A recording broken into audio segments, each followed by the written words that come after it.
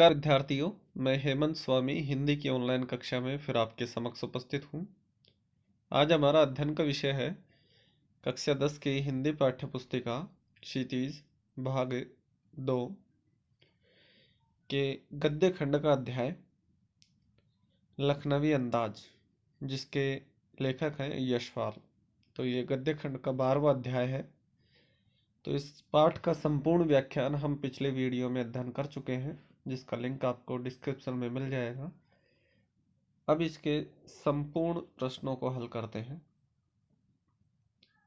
देखते हैं, पहला प्रश्न है, लेखक यशपाल को नवाब साहब के किन हाव भावों से महसूस हुआ कि वे उनसे बातचीत करने के लिए तनिक भी उत्सुक नहीं है। इसका जवाब है कि लेखक के अचानक डिब्बे में कूद पड़ने से नवाब साहब की आंखों में एकांत चिंतन में खलल पड़ जाने का असंतोष दिखाई दिया। कि उनकी आंखों में यह असंतोष दिखाई दिया कि जैसे लेखक के अचानक डिब्बे में कूद जाने से उनके एकांत चिंतन में खलल पड़ गया हो, विघ्न पड़ गया हो। ट्रेन में लेखक के साथ बातचीत करने के लिए नवाब साहब ने कोई उत्साह नहीं दिखाया, कोई उत्साह प्रकट नहीं किया। लेखक से कोई बातचीत भी नहीं की और न ही उनकी तरफ देखा।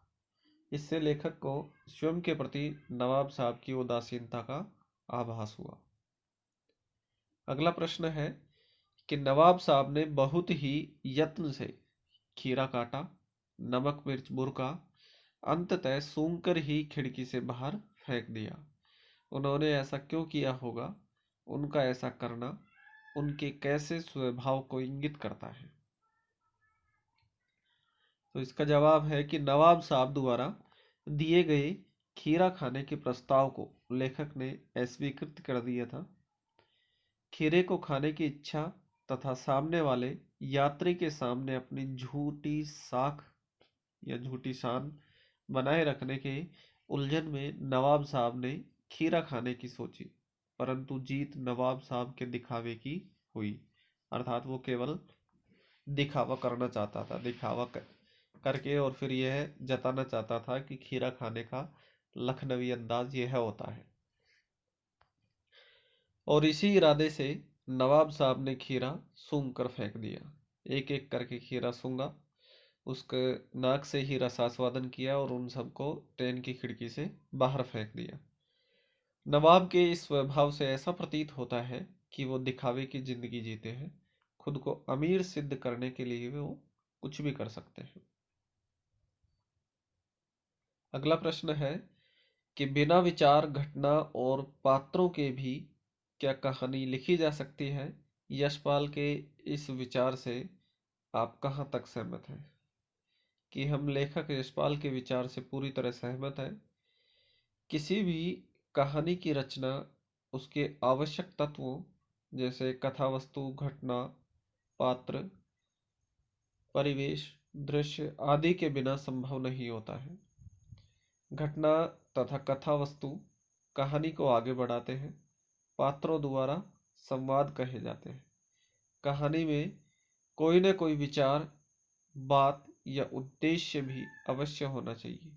ये कहानी के लिए आवश्यक तत्व है। अगला प्रश्न है कि आप इस निबंध को और क्या नाम देना चाहेंगे? कि इस निबंध का और क्या शीर्षक होना चाहिए आपके सुविवेक से? तो आप अपने सुविवेक से और भी लिख सकते हैं। यहाँ प्रस्तुत है कि इस निबंध का नाम झूठा दिखावा, नवाबी शान या आडंबर भी रखा जा सकता है। कि जैसा कि नवाब साहब ने लेखक के सामने प्रदर्शित किया था, क्योंकि नवाब ने अपनी झूठी शान शौकत को कायम रखने के लिए अपनी इच्छा को ही दबा दिया था। साथ ही उनके नवाबी स्वभाव सामंती वर्ग की बनावटी जीवन शैली में दिखावे को सिद्ध करता है।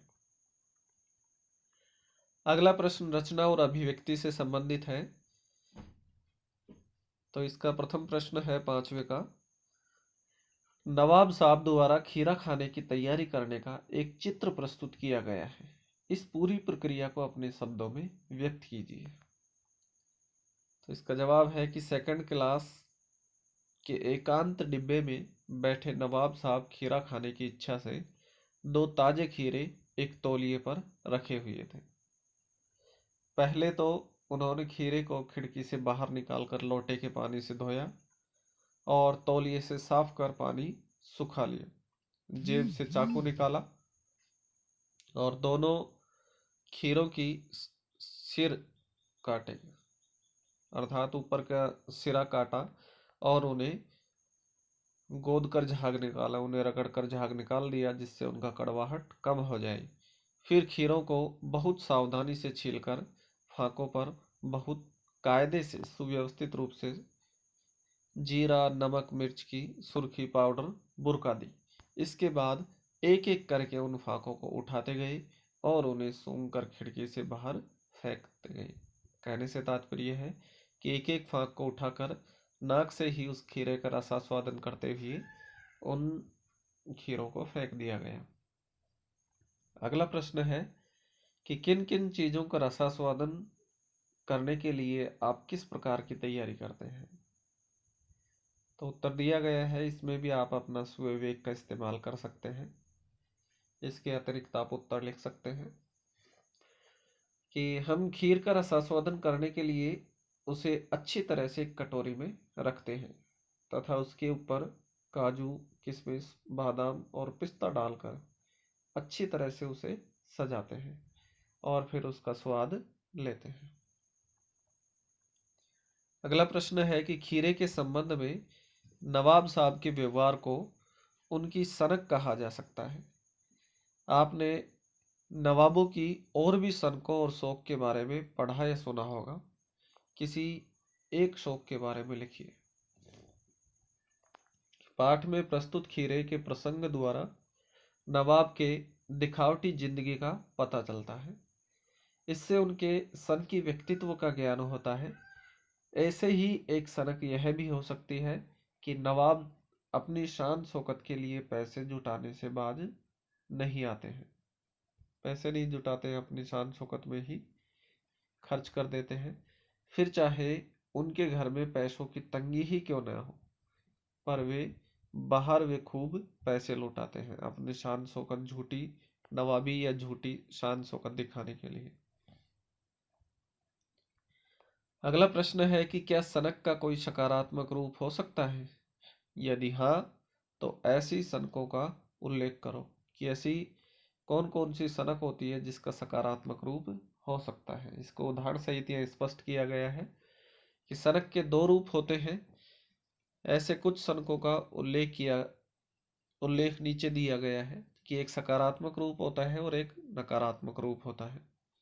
जहां एक और नकारात्मक सनक किसी व्यक्ति को समाज में हंसी मजाक का पात्र बना देता है, वहीं सनक का सकारात्मक पक्ष उसे रातों रात प्रसिद्ध कर देता है। कि मदर टेरेसा को सनक थी गरीब और बेसहारा लोगों की मदद करने की, तो हमारे देश के जो देशभक्त हैं, बलिदानी हैं, उनको देश को आज़ादी दिलाने की सनक सवार थी। महात्मा बुद्ध की सत्य की खोजने की सनक ने उन्हें गौतम बुद्ध का दर्जा दिया, अर्थात उनको सत्य की खोज करने की सनक थी। इसका अगला प्रश्न भाषा और अध्ययन से संबंधित है कि निम्नलिखित वाक्यों में से क्रियापद छांटकर क्रिया के भेद भी लिखिए। तो क्रियापद छांटना है इन सभी वाक्यों में कि एक सफेद पोष सज्जन बहुत सुविधा से पालती मारे बैठे थे। तो यहाँ क्रियापद है बैठे थे और इसमें क्रिया आएगी अकर्मक। कि जिस क्रिया में कर्म होता है, कर्म के द्वारा वो अपना पूर्ण अर्थ प्रकट करती है, वो सकर्मक होती है। सकर्मक 2 प्रकार की होती है, एक कर्मक और द्विकर्मक। और अकर्मक क्रिया वह होती है जिसमें बिना क्रिया के ही पूर्ण अर्थ प्रकट हो जाता है। तो इसमें मैं आपको सीधा साधा एक सूत्र बता देता हूं जिससे आप अकर्मक और सकर्मक क्रिया को तुरंत पहचान सकते हैं। वैसे इसका एक अलग वीडियो है जो आपको मिल जाएगा क्रिया पर आधारित। तो सकर्मक क्रिया जानने के लिए क्रिया से क्या प्रश्न किया जाता है। अगर क्या प्रश्न का उत्तर मिल जाता है तो क्रिया सकर्मक होती है।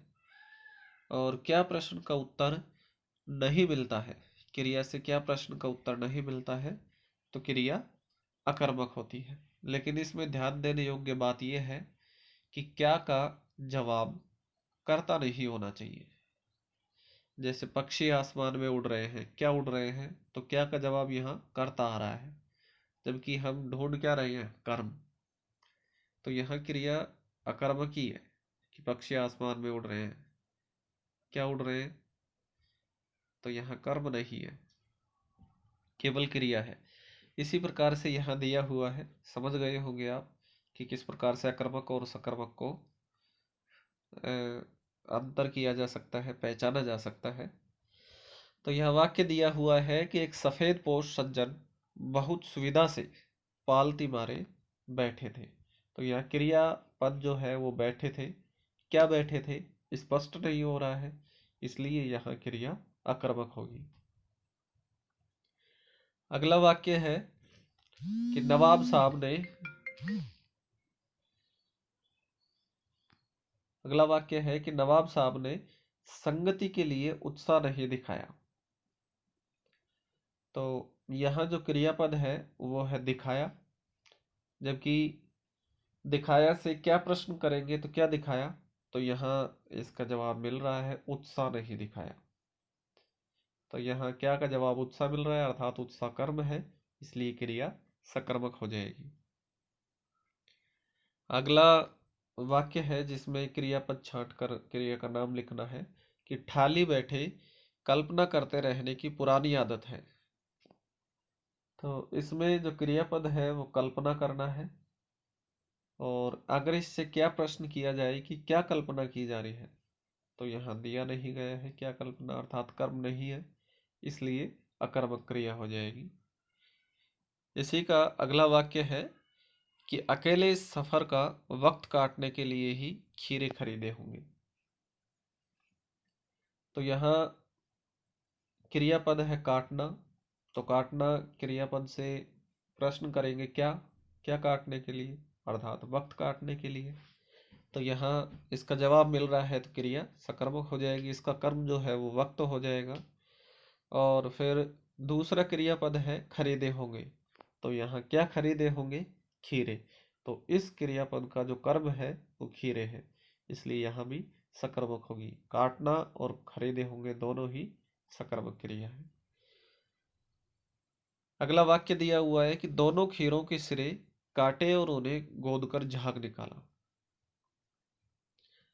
तो यहाँ प्रथम क्रियापद है काटा, कि क्या काटा, उसके सिरे काटे, दोनों छोर इससे काट दिए, तो इसलिए सिरे यहाँ क्या हो गए, कर्म। फिर अगला दिया हुआ है गोद कर, किसे गोद कर, उन सिरों को, जो खीरे के सिरों को गोद कर। तो खीरे के सिरे जो हो गए यहाँ कर्म हो गए, और निकाला, क्या निकाला, झाग निकाला, इसलिए यहाँ भी सकर्मक क्रिया है।